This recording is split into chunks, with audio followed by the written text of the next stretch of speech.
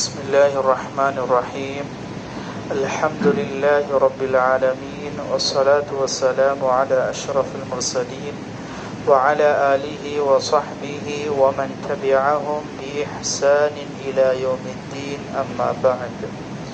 عن ابن عباس رضي الله عنهما قال: كنت خلف النبي صلى الله عليه وسلم يوما فقال: يا غلام إني أعلمك كلمات احفظ الله يحفظك احفظ الله تجده تجاهدك إذا سألت فاسأل الله وإذا استعنت فاستعن بالله واعلم أن الأمة لو اجتمعت على أن ينفعوك بشيء لن ينفعوك إلا بشيء قد كتبه الله لك وإن اجتمعوا على أن يضروك بشيء لم يضروك إلا بشيء قد كتبه الله عليك رفعت الأقلام وجفت الصحف. ബഹുമാന്യനായ സഹാബി Ibn Abbas റളിയല്ലാഹു അൻഹുമ നിവേദനം ചെയ്യുന്ന ഹദീസാണ്. അദ്ദേഹം തന്നെ പറയുകയാണ്, അദ്ദേഹത്തിൻ്റെ ചെറുപ്പത്തിൽ നബി സല്ലല്ലാഹു അലൈഹി വസല്ലമയുടെ കുടുംബക്കാരനാണ് അദ്ദേഹം. അബ്ബാസ് റളിയല്ലാഹു അൻഹുവിൻ്റെ മകനാണ്. നബി സല്ലല്ലാഹു അലൈഹി വസല്ലമയോടൊപ്പം ഇങ്ങനെ ഒരു യാത്രാ മധ്യേ നബി തങ്ങളുടെ പുറകിലാകുകയുണ്ടായി. ഞാൻ യാത്രയിൽ ഇങ്ങനെ സഞ്ചരിച്ചു കൊണ്ടിരിക്കുകയാണ്. ഇപ്പം നബി തങ്ങളുടെ പുറകിൽ ഞാനുണ്ട്. ഈ സമയത്ത് വളരെ സാരസമ്പൂർണമായ ഒന്ന് രണ്ട് ഉപദേശങ്ങൾ ആദരവായ റസൂലുള്ളാഹി സ്വല്ലല്ലാഹു അലൈഹി വസല്ലം എനിക്ക് നൽകി. അതാണ് ഈ ഹദീസിലൂടെ ഇബ്നു അബ്ബാസ് റളിയല്ലാഹു അൻഹുമ പറയാൻ ഉദ്ദേശിക്കുന്നത്.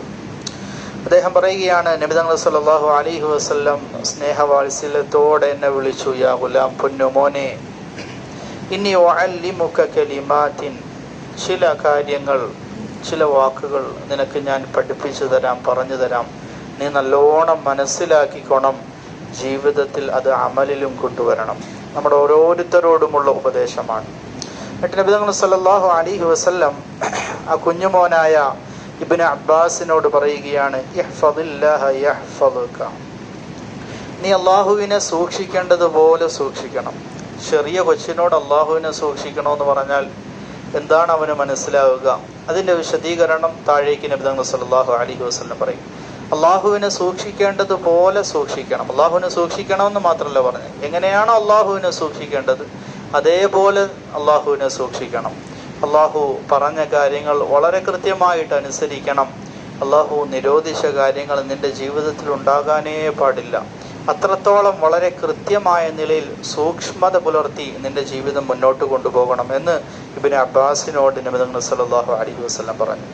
അങ്ങനെ ഇഹ്ഫദില്ലാഹ തജിദുഹു തുജാഹദക, ഇനി നീ അങ്ങനെ സൂക്ഷിച്ചാൽ അള്ളാഹുവിനെ നീ കൺമുമ്പിൽ കാണാൻ സാധിക്കും. എന്ന് പറഞ്ഞാൽ നിന്റെ ഏത് ആവശ്യത്തിനും അള്ളാഹുവിൻ്റെ പ്രത്യേകമായ സഹായം നിന്നിൽ ഉണ്ടായി എന്ന് നിനക്ക് മനസ്സിലാകും.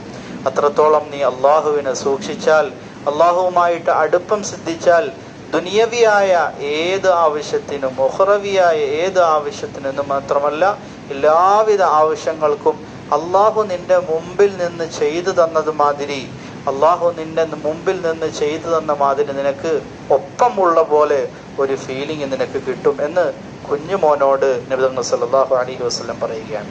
എന്നിട്ട് നബി തങ്ങൾ സല്ലല്ലാഹു അലൈഹി വസല്ലം പറഞ്ഞു, ഇദാ സഅൽത ഫസ്അലില്ലാ, എന്തെങ്കിലും ചോദിക്കുകയാണെങ്കിൽ ആരോടും ചോദിക്കേണ്ട, അള്ളാഹുവിനോട് ചോദിച്ചാൽ മതി, അത് ലഭിക്കും. വഇദാ ഇസ്തഅൻത ഫസ്തഇൻ ബില്ലാ, നിനക്ക് എന്തെങ്കിലും ആവശ്യമുണ്ട്, നിനക്ക് സഹായം അഭ്യർത്ഥിക്കണം എങ്കിലും അള്ളാഹുവിൻ്റെ മുമ്പിൽ കൈ നീട്ടുക. അത് അള്ളാഹുവിന് വലിയ ഇഷ്ടമാണ്. വേറെ ആരുടെ മുമ്പിലും കൈ നീട്ടരുത്, അള്ളാഹുവിനോട് മാത്രം കാര്യങ്ങൾ ചോദിക്കുക. എന്നിട്ട് നബി തങ്ങൾ സല്ലല്ലാഹു അലൈഹി വസല്ലം ഒന്നും കൂടെ ഉണർത്തുകയാണ്, വഅലം, മോനെ ഒന്നും കൂടെ ശ്രദ്ധിക്ക്, അറിയണേ, അന്നൽ ഉമ്മത ലൗ ഇജ്തമഅത് അലാ അൻ യൻഫഉക ബിശൈഇൻ ലം യൻഫഉക ഇല്ലാ ബിശൈഇൻ ഖദ് കതബഹു അല്ലാഹു ലക, നിനക്ക് എന്തെങ്കിലും ഗുണം ഉണ്ടാക്കി തരാൻ നിന്റെ സമുദായത്തിലെ, നിന്റെ സമൂഹത്തിലെ ജനങ്ങൾ മുഴുവൻ വിചാരിച്ചു എങ്കിൽ പോലും അള്ളാഹു നിന്നിൽ നിശ്ചയിച്ചിട്ടുള്ള ആ ഗുണം മാത്രമേ അവർക്കുണ്ടാക്കി തരാൻ സാധിക്കുകയുള്ളൂ.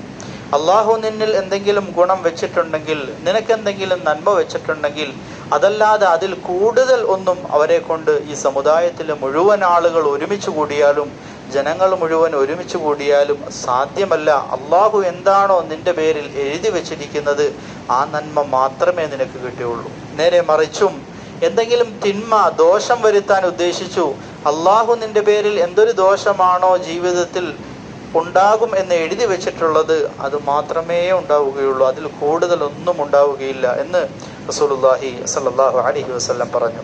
അതിന് തങ്ങൾ സല്ലല്ലാഹു അലൈഹി വസല്ലം കുറച്ചും കൂടി മനസ്സിലാകാൻ വേണ്ടി ഇബ്നു അബ്ബാസിനോട് പറഞ്ഞു, റുഫിഅത്തിൽ അഖ്ലാമു വജഫത്തി സുഹഫ്, മോനെ നിന്റെ വിധികൾ, നിനക്ക് ദുനിയാവിൽ എന്തൊക്കെ സംഭവിക്കും എന്നൊക്കെ അള്ളാഹു എഴുതിയിരിക്കുന്ന ആ പേനെ അള്ളാഹു സുബ്ഹാനഹു വ തആല ഉയർത്തിക്കളഞ്ഞു. ഇനി അതിൽ തിരുത്തലുണ്ടാക്കാൻ സാധ്യമല്ല, അള്ളാഹു നേരത്തെ എഴുതി വെച്ചിട്ടുണ്ട്. വജഫത്തി സുഹഫ്, നിന്റെ കാര്യങ്ങൾ എഴുതി വെച്ചിരിക്കുന്ന ഏടുകൾ മടക്കപ്പെട്ടു.